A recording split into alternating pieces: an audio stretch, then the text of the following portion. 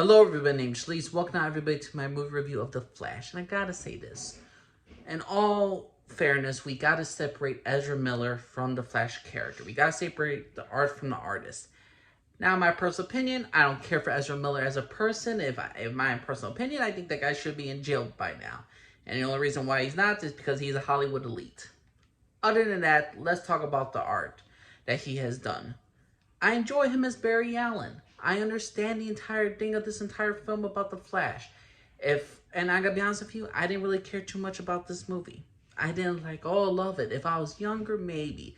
If I didn't know who the Flash was, I'd find the story interesting. The thing is, though, for the Flashpoint storyline, we all know what's gonna be. Barry Allen's, if you've seen any of the trailer spoiled a big part of this entire dang film. And the marketing has not been good for this, just because the fact is they were hitting the nostalgia. Hey, we gotta sell Michael Keaton, we gotta sell Supergirl, we gotta sell the old Batman, because Ezra Miller, his stuff that he's doing is not helping, it's not gonna help boost sales, it's not gonna help people look at this film like, oh, let's have a good name with it. No, we gotta bring in the nostalgia. We gotta bring in the nostalgia to really make this entire film a focal point, because this is the DC's love letter to DC films.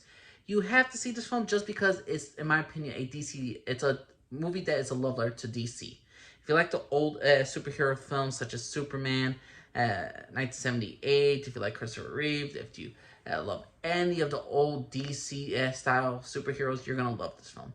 Like Spider-Man No Way Home, they have a lot of cameos of old actors. And the thing is, though, they use nostalgia in Spider-Man No Way Home, and they use nostalgia in this one in The Flash. Now, before I spoil anything, I did enjoy this film, but I didn't really care for it. I'm going to give this entire film a B. It's a solid, good film. The fact of the matter is, it's The Flash, and it's the Flashpoint. I mean, what is the Flash going to do in Flashpoint? We all know the story. Everybody, this is the most famous story of the Flash, of him going back in time to stop his mother from dying. Obviously, things go wrong. Obviously, he's going to get a team up. Obviously, certain elements of this world is different from his original timeline. Obviously, you could predict every single thing going throughout this entire film. There are maybe like one or two shocking moments, and that's pretty much it. This film is very bland, and this is very for me. It's just too damn predictable. Maybe because I'm older, maybe because I'm like, oh, you should enjoy the ride. Here's the thing. There's certain things I could not predict in Spider-Man No Way Home. There's certain things I could not predict about where, like certain films like The Dark Knight was going. I miss unpredictability. The Flash is a very standard, good superhero DC film. It's not a terrible film. It's not a great film. People want to tell me this is the best DC film of all time, DCEU film of all time. Sorry, no way, none whatsoever. They say this is some of the best action scenes. I'm like, okay, I see that, but this is some of the worst CGI possible. Certain things that I could talk about is the fact is everybody knows, if you all see the trailers, there's two Barry Allens, one from the future, one from the past. Barry Allen saved his mother, but apparently he didn't get his IQ, because the Barry Allen of the past, they made him super, super dumb and annoying, and I don't care if he's a teenager, and also if this character acts nothing like the original Barry of the present. Because the fact that I get to like, oh, he changed the past because his mother's alive, doesn't change the fact that Barry is either super smart, but how he acts is like super, super dumb. He's like, why is it cold? And the other Barry's like, you're in the Arctic, Barry. I mean, for God's sake, they make such stupid decisions with this character. I like Kara Zor-El. She was a highlight. I was interested in her. I like Supergirl. Michael Keaton Batman was great, but to me, I already knew where all this stuff was going. It was just a predictable good time, but nothing that's going to really blow my mind. Flashpoint is him going back in time, learning a lesson not to do it. Again, another thing, we get the cameos from a lot of superheroes, so I'm like, okay, that's good. That's enjoyable, but overall, is it my favorite thing in the world? No, I had a much better time watching Aquaman, Wonder Woman, Man of Steel, Zack Snyder's Justice League. I would say this is a good middle ground. And I gotta be honest with you, controversial aside, but I think I prefer the Harley Quinn movie, because the fact is, it was at least unpredictable with Harley Quinn. And now let me get into spoilers right now. 3, 2, 1. I'm spoiling some stuff for you. The main reason why I do not care for this film is because Barry Allen does not learn his lesson.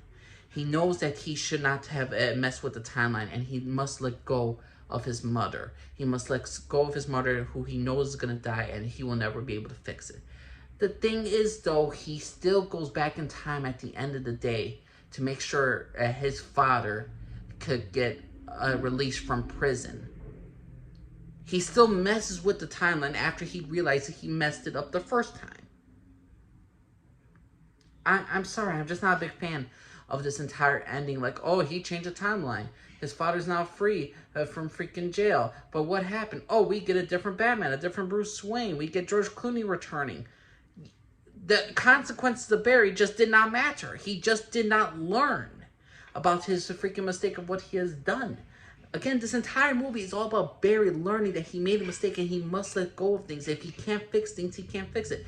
This all started because he went back in time to make sure his mother gets a canned tomato. He puts a canned tomato in her cart right then and there so she could go back in time and he could save her.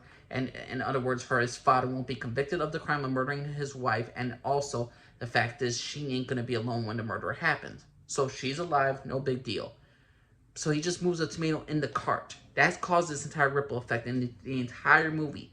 And yet at the end, he decides to, hey, I'm going to move this tomato can and just put it on the top so my father looks up and the camera sees him and it sees him as innocent. He didn't learn his lesson. So this entire film, it was a waste of time in many cases, just because the fact is Barry learning his lesson didn't actually Barry learn his lesson. It's like, Barry, I'm still going to do what I want to do, Barry. I'm sorry. The Flash was a good time, but that last 5 minutes, even though it was nice to see George Clooney back just for a little bit, just to hear some people shocked, I'm not one of these fans that just rely on nostalgia, that automatically I must. If I compared it to Spider-Man No Way Home, at least Peter Parker lost something. He lost the people he loves knowing about him. He lost Aunt May. He let go of his vengeance and his hate. But the thing is, they still came with a sacrifice of him even just trying anything like that. I would say the Flash would have a much better story if his father remained in jail. That would have been a better one. Accept the fate that you can't change everything and not everything's always going to go your way. But they negate the entire movie just because his father gets out of jail and Barry changes the timeline again. I'm sorry. The whole focal point of Barry Allen talking to another Barry Allen that we cannot change the past. We should not change the past. There are certain things that we cannot change, and we all like certain things that make us broken. We could fix. We cannot always fix it, but somehow he ignores the rules of his own self because he saves his father at the end from being. His father is no longer going to serve time in jail. I'm sorry. I enjoyed The Flash. I think it was a good film. But you're not going to trick me with nostalgia. I already knew everything that was going to happen for the most part with the special effects. The special effects were downright awful. I knew what was going to happen with certain characters. I didn't like the fact that we got Batman and Kara Zor-El just so they will never return again. What's your personal opinion, everybody, of The Flash 2023? You think it's a good film? You think it's a terrible film? Please let me know what y'all think, everybody, of The Flash. You think it was disappointing? Did you think it was terrible? Did you like the damn twist at the end? Because I certainly did not. But that's my personal opinion. Please know what y'all think. My name's Lee Scarford, everybody. Bye-bye.